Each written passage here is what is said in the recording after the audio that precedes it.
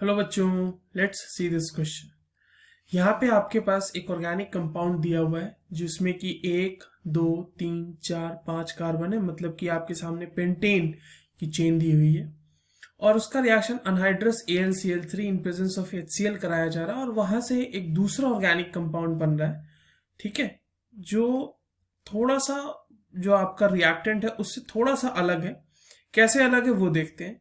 आपसे ये पूछा जा रहा है कि this reaction is known as, और यहाँ पे 3 अलग अलग रिएक्शंस आपको गिवन है।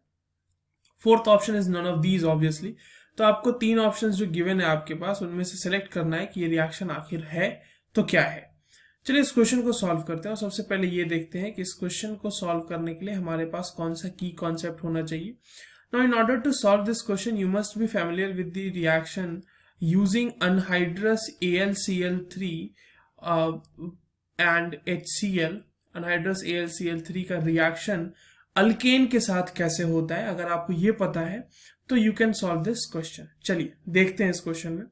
इस क्वेश्चन को सॉल्व करने के लिए हम पहले ये करते हैं कि हमारे पास जो दोनों रिएक्टेंट और प्रोडक्ट हैं उन दोनों को हम बना लेते हैं और उनका नाम लिख लेते हैं, IUPAC नेम लिख लेते हैं। तो अगर मैं इस कंपाउंड की बात करूं जो आपका रिएक्टेंट है, तो ये तो बहुत ही ऑब्वियस है, this is N pentane, normal chain है, पेंटेन 5 कार्बन की चेन है और क्योंकि सारे सिंगल बॉन्ड है तो ऑब्वियसली पेंटेन ही होगा।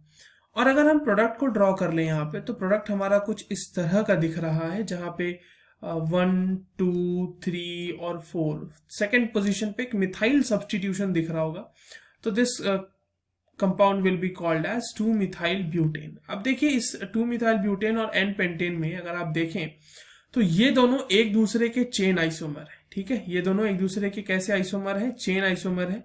नाउ हाउ आई न्यू कि ये एक दूसरे के चेन आइसोमर है, क्योंकि आप इनके नाम में देखो, एक के नाम में 5 कार्बन की चेन दिख रही है मेन चेन, और एक कंपाउंड के नेम में 4 कार्बन की चेन दिख रही है।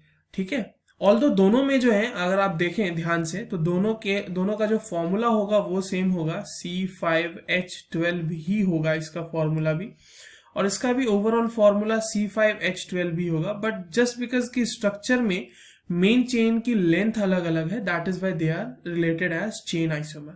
ठीक है, तो अब क्या हुआ कि यहां पर से ये जब हो रहा होगा in presence of this anhydrous AlCl3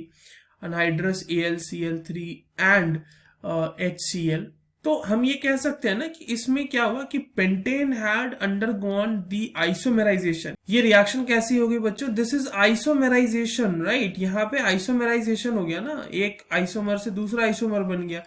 तो this is the answer for this question, isomerisation of alkane. The correct answer is obviously A। अच्छा, B और C क्या क्या कह रहे हैं उन चीजों को देख लेते हैं। पॉलीमराइजेशन ऑफ अल्केन नहीं हो सकता, क्योंकि बेसिकली पॉलीमराइजेशन का मतलब होता है एक यूनिट बार बार जुड़ के एक मतलब रिपीटिंग यूनिट में जुड़ जाता है वो। ठीक है, और अल्केन की बात हो रही है। जनरली जो पॉलीमराइजेशन रिएक्शन देखा जाता है that is observed for unsaturated compounds. तो पॉलीमराइजेशन तो नहीं होगा, क्योंकि यहां पर मतलब एक ही मोनोमर, ये अगर सिर्फ पेंटेन आपस में बहुत सारे पेंटेन जुड़ जाते तो पॉलीमराइजेशन हो सकता था, बट यहां पर तो वैसा कुछ हुआ नहीं, तो ये भी नहीं हो सकता। वुर्ज रिएक्शन में भी नहीं हो सकता बच्चों, क्योंकि वुर्ज रिएक्शन के लिए देखिए, वुर्ज रिएक्शन में क्या होता है, वुर्ज रिएक्शन भी प्रिपरेशन ऑफ अल्केन है और जहां पे रिएजेंट यूज किया जाता है sodium in presence of dry ether. वहां पे क्या करते हैं ना हम कि 2 RX के मॉलिक्यूल होते हैं, उसका रिएक्शन हम कराते हैं sodium in presence of dry ether, और वहां से जो है बच्चे हमें मिलता है R और R, ये मिलता है with the side product 2NaX। So this is the reaction for Wurtz reaction. अगर पॉलीमराइजेशन में, जैसे पॉलीमराइजेशन का भी एक एग्जांपल मैं आपको दे देता हूँ यहाँ पे। लेट्स से कि ये हमारा कोई एक अनसैचुरेटेड कंपाउंड है, इसके N नंबर ऑफ मॉलिक्यूल्स हैं, and under some circumstances this whole compound will undergo the polymerisation, और यहाँ पर इस तरीके से जो है ये जो बॉन्ड है ये ना, ये रिपीटिंग यूनिट्स फॉर्म करेंगे। तो ये था पॉलीमराइजेशन का एग्जांपल, और वुर्ज रिएक्शन का भी मैंने आपको एग्जांपल दे दिया। तो ये दोनों ऑप्शन तो गलत हो गए, तो पहला जो आंसर है हमारा option A is the correct answer. I hope you understood this well. All the very best.